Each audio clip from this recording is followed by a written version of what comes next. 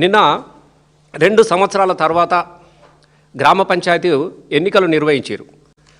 ఆ ఎన్నికలు కూడా చాలా గ్రామాలల్లో మనం అందరం కూడా చూసినాం.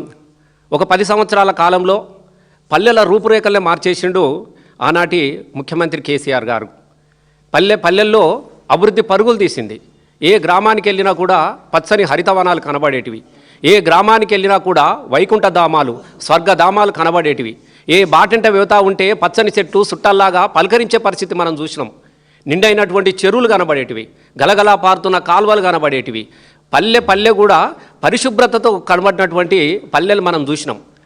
ఇవాళ అట్లాంటి పల్లెలన్నీ కూడా అంటే శ్మశాన వాటికలను వైకుంఠ ధామాలుగా, స్వర్గధామాలుగా కనబడ్డటువంటి ముఖ్యమంత్రి కేసీఆర్ గారి పాలన నుంచి ఇలా శ్మశాన వాటికలు అంటే మళ్ళీ గ్రామాన్ని కూడా శ్మశానంగా మార్చినటువంటి సందర్భంలో చాలామంది ప్రజలు కూడా ఆందోళన చెంది తిరుగుబాటు చేసి చేతనైతే లేదా, లేకుంటే ఎలక్షన్లు పెట్టే పరిస్థితి లేరా అన్నటువంటి పరిస్థితికి వచ్చి గ్రామస్తులే చందాలు వేసుకొని గ్రామంలో ఉన్నటువంటి మౌలిక వసతులను ఏర్పాటు చేసుకున్నటువంటి సందర్భంలో గ్రామ పంచాయతీ ఎన్నికలు పెట్టినటువంటి విషయం కూడా మీ అందరూ కూడా తెలుసు. మరి ఆ గ్రామ పంచాయతీ ఎన్నికలు చాలా సుదీర్ఘమైనటువంటి కాలం తర్వాత నేను గొప్పోని, నేను సిపాయిని, నాకు ఎదురే లేదు, నేను ఈడ వీకినా, నేను ఆడ వీకినా, నేను కంటోన్మెంట్లో వీకినా, నేను జూబ్లీ హిల్స్లో వీకినా, ఇగ చూడుర్రి అని చెప్పేసి పిట్టల దొరలు మాట్లాడినటువంటి రేవంత్ రెడ్డి గారు చాలా రోజుల తర్వాత గ్రామ పంచాయతీ ఎలక్షన్లు పెట్టారు. గ్రామ పంచాయతీ ఎలక్షన్లు పెట్టిన తర్వాత ఎంత విచిత్రమైన పరిస్థితి అని అంటే మొత్తం కనబడే సుక్కలని నాయ అంటున్నాడు.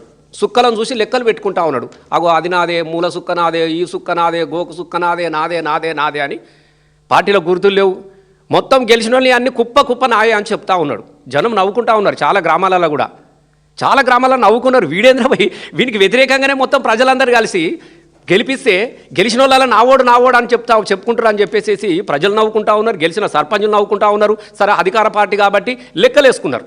అధికార పార్టీ కాబట్టి కనిపించేటి అన్ని మాయ అని చెప్పేసి లెక్కలేసుకున్నారు. వాళ్ళ అధికారం యొక్క టీవీలలో కావచ్చు, వాళ్ళ అధికారం యొక్క మీడియాలో కావచ్చు, వాళ్ళ అధికారం యొక్క యూట్యూబ్లలో కావచ్చు, 6,000 గెలిచినాం, 7,000 గుంజినాం, 4,000 గుంజినాం అని ఎవరికి వాడే లెక్కలేసుకొని ఓహో అని చెప్పుకున్నారు.